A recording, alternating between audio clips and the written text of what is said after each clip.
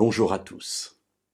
Il y a quelque chose qui fait vraiment du bien dans la vie, c'est lorsqu'on porte un poids et que quelqu'un vient nous aider et nous en décharge.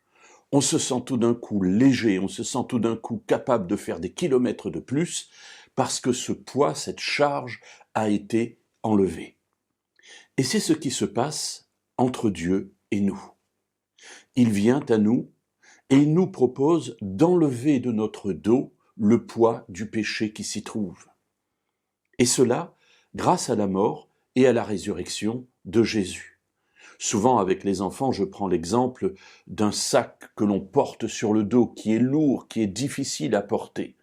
Et en venant au pied de Jésus, Jésus qui est sur la croix, qui est en train de mourir, eh bien je prends une échelle, je la pose contre la croix, je monte le long des barreaux et j'accroche ce sac lourd à la croix.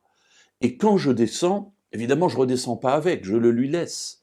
Et je repars, je suis léger. Jésus a porté nos péchés sur le bois, l'apôtre Pierre le dira, toute la Bible en parle.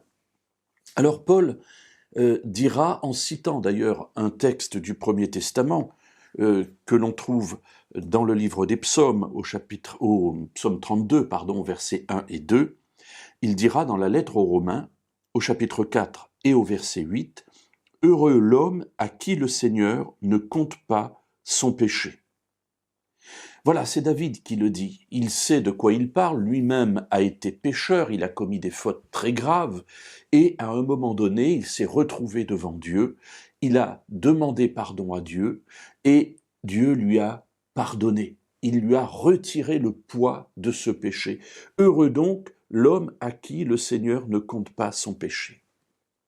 Alors nous nous réjouissons de cela, évidemment. On est heureux. Nous étions coupables, nous sommes maintenant pardonnés, nous étions des ennemis et nous sommes maintenant membres de la famille de Dieu.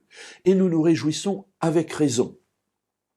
Mais aujourd'hui, je voudrais attirer notre attention sur un aspect de cette joie et de ce processus. Si nous sommes heureux, et si le péché a été enlevé de notre dos, de ce poids a été enlevé de notre vie, c'est bien parce que quelqu'un l'a pris sur lui. Alors c'est ce que la Bible dira lorsque Dieu se présentera comme étant celui qui porte nos fautes, nos péchés, nos transgressions dans Exode 34, lorsque Dieu se présente à Moïse.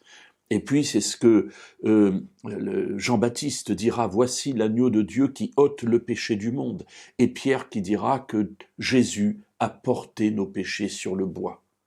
Nous sommes libérés parce que quelqu'un a pris sur lui nos fautes. Alors ce n'est pas pour diminuer notre joie, pas du tout, c'est le plan de Dieu, il l'a voulu ainsi. Mais c'est simplement pour nous rappeler que rien n'est gratuit et que quelque part, cela a coûté, et cela a coûté cher à notre Dieu et à son Fils.